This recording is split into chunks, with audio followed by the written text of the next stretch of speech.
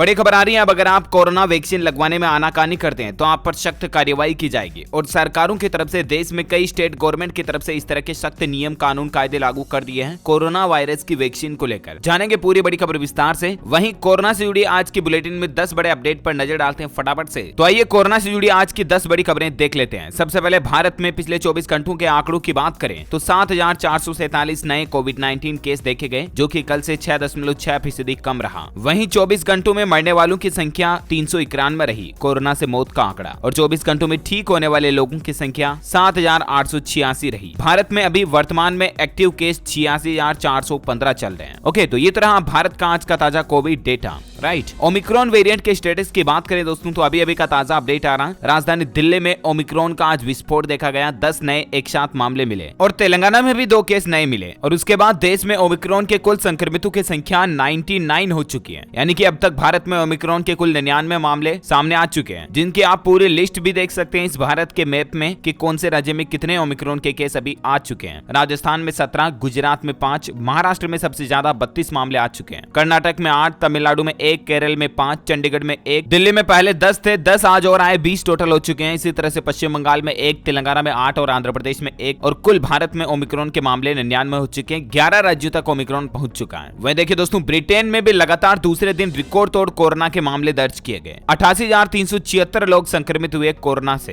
पिछले 24 घंटों में ब्रिटेन में। अब ब्रिटेन की खबर मैं आपको इसलिए बता रहा हूं दोस्तों कि देखिए, आप ब्रिटेन से गोवा लौटे 3 लोग कोरोना संक्रमित पाए गए, जिनके जीनोम सीक्वेंसिंग के लिए सैंपल वगैरह भी भेजे गए हैं। अभी भी मतलब ब्रिटेन से कई सारे जो भारतीय लोग यहाँ पर लौट रहे हैं ना, वो लापरवाही कर रहे हैं, तो ऐसी लापरवाही बिल्कुल भी ना करें। ब्रिटेन में अभी बहुत ज्यादा माहौल चल रहा है। दुनिया की सबसे ज्यादा गंभीर हालात ब्रिटेन में ही चल रहे हैं कोरोना वायरस से। रिकॉर्ड तोड़ 88,000, ऑलमोस्ट 1 लाख के लगभग रोजाना नए मामले आ रहे हैं कोरोना के। और अभी भी वहां के वैज्ञानिकों और एक्सपर्ट्स का यह मानना है, हेल्थ सिक्योरिटी एजेंसी का यह कहना है कि महामारी शुरू होने के बाद से कोरोना के नए वेरिएंट ओमिक्रॉन से सबसे ज्यादा खतरा है और अचानक से मामलों में और चौंकाने वाली बढ़ोतरी देखने को मिल सकती है। वहीं देखिए, बहुत तेजी से फैलेगा ओमिक्रॉन। कोरोना के नए वेरिएंट पर अमेरिकी राष्ट्रपति जो बाइडेन ने भी एक चेतावनी जारी की है। दक्षिण अफ्रीका में मिले कोरोना के नए वेरिएंट ओमिक्रॉन ने दुनिया को चिंता में डाल रखा है और इसी बीच इसको लेकर सतर्कता बरतनी भी शुरू हो गई है। और इसी बीच दोस्तों, अमेरिका के राष्ट्रपति जो बाइडेन ने आज ही इस पर एक नई चेतावनी जारी करते हुए कहा कि कोरोना वायरस का ओमिक्रॉन वेरिएंट यूनाइटेड स्टेट्स में बहुत तेजी से फैलना शुरू हो जाएगा। उन्होंने अमेरिका के लोगों को वैक्सीन लेने की अपील की है और उन्होंने कहा कि वायरस से बचाव के लिए टीकाकरण जरूरी है। यह अनुमान लगाते हुए उन्होंने कहा कि जो लोग वैक्सीन नहीं ले रहे हैं उन्हें सर्दियों में गंभीर परिणाम भी भुगतने पड़ सकते हैं। वहीं देखिए, बड़ी खबर दोस्तों, दिसंबर में दुगुनी तेजी से बढ़ रहे हैं केस। भारत के कई राज्यों में डेटा इस कदर बढ़ चुका है। राजस्थान का ही एग्जांपल ले लीजिए। कोरोना के आज 26 नए केस देखे गए। जयपुर में सबसे ज्यादा 11 मरीज आए, जो कि नवंबर के मुकाबले दिसंबर में दुगुना तेजी से केस बढ़ रहे हैं। वहीं बड़ी खबर देखिए दोस्तों, मिस वर्ल्ड 2021 को भी स्थगित कर दिया है। मिस इंडिया वर्ल्ड मनासा हुई कोरोना पॉजिटिव। मिस इंडिया मानसा वाराणसी कोरोना पॉजिटिव पाई गई और इसके बाद मिस वर्ल्ड 2021 का ग्रैंड फिनाले रद्द कर दिया गया। मिस वर्ल्ड 2021 इवेंट पोस्टपोन हो चुका है। मनसा वाराणसी समेत 17 लोग कोरोना पॉजिटिव पाए गए। कोरोना वायरस का प्रकोप मुंबई शहर में भी तेजी से देखने को मिल रहा है और अब इसका साया मिस वर्ल्ड 2021 के ग्रैंड फिनाले इवेंट पर भी पड़ गया। कंटेस्टेंट और मॉडल मानसा वाराणसी कोरोना संक्रमण की चपेट में आ गई है। उनके अलावा 17 और लोगों को कोरोना पॉजिटिव पाया गया। ऐसे में सुरक्षा को ध्यान में रखते हुए मिस वर्ल्ड 2012 इवेंट को पोस्टपोन कर दिया गया। वहीं देखिए, एक बड़ी खबर, कोरोना की तीसरी लहर को रोकना नामुमकिन है। हेल्थ एक्सपर्ट्स के दावे से चिंता बढ़ गई है। इस तरह का दावा अगर कोई हेल्थ एक्सपर्ट्स करे तो जाहिर सी बात है देश के स्वास्थ्य एजेंसी और स्वास्थ्य एक्सपर्ट्स की भी चिंता बढ़ जाएगी। दक्षिण अफ्रीका से पूरी दुनिया में पांव पसार रहे कोरोना महामारी के नए वेरिएंट ओमिक्रॉन के चलते भारत में भी चिंता बढ़ने लगी है। जीनोम सीक्वेंसिंग की रफ्तार बढ़ाने के बाद देश में ओमिक्रॉन वेरिएंट के भी रोज नए नए मामले सामने आ रहे हैं। और इसी बीच seeds health experts Fortis Escorts heart institute के अध्यक्ष डॉक्टर अशोक सेठ ने चौंका देने वाला बयान दिया है। उन्होंने कहा कि कोरोना की महामारी की तीसरी लहर यानी कि कोविड-19 थर्ड वेव को कोई नहीं रोक सकता। यहाँ तक कि उन्होंने ये भी स्पष्ट कह दिया कि कोरोना की तीसरी लहर आना तय है। महामारी की तीसरी लहर के बढ़ते खतरे को ध्यान में रखते हुए उन्होंने सुझाव दिया कि संबंधित विभागों को लोगों को कोविड-19 के खिलाफ वैक्सीन की बूस्टर डोज पर जरूर विचार करना चाहिए। उन्होंने कहा कि इस कड़ी में विशेष तौर पर स्वास्थ्य कर्मियों को सबसे पहले बूस्टर डोज देकर सुरक्षित करना चाहिए। कुल मिलाकर के उनका यही कहना है कि कोरोना की तीसरी लहर आने वाली है। डॉक्टर अशोक सेठ का ये कहना है, जिससे बचाव के लिए एक कंप्लीट रोड मैप और सरकार की पूरी तैयारियों की जरूरत है। वैक्सीन की बूस्टर डोज गंभीर बीमारियों से ग्रसित और कमजोर रोग प्रतिरोधक क्षमता वाले स्वास्थ्य कर्मियों के लिए बेहद जरूरी है। और वाकई में दोस्तों, अगर उनकी ये भविष्यवाणी सच हुई तो हालात काफी गंभीर हो जाएंगे। मैं आपको कुछ तस्वीरें दिखाना चाहूंगा, देख सकते सकते हैं आप कि भारत में कोरोना की दूसरी लहर में भी हालात क्या हो गए थे। शमशान में जगह नहीं थी, जहां देखो वहां लाशें नजर आ रही थी। लाशें भी कई जगहों पर लाइन में लग रही थी, नंबर नहीं आ रहे थे। यानी कि जिंदगी के जीने के दौरान भी कई कामों को करने के लिए लाइन में लगना पड़ता है। और अब कोरोना की दूसरी लहर ने हालातों को इस कदर बना दिया था कि मरने के बाद भी लाशों को लाइन में लगना पड़ा। हालांकि वो लाइनें कुछ अलग थी। यहाँ ना धक्का धूम थी,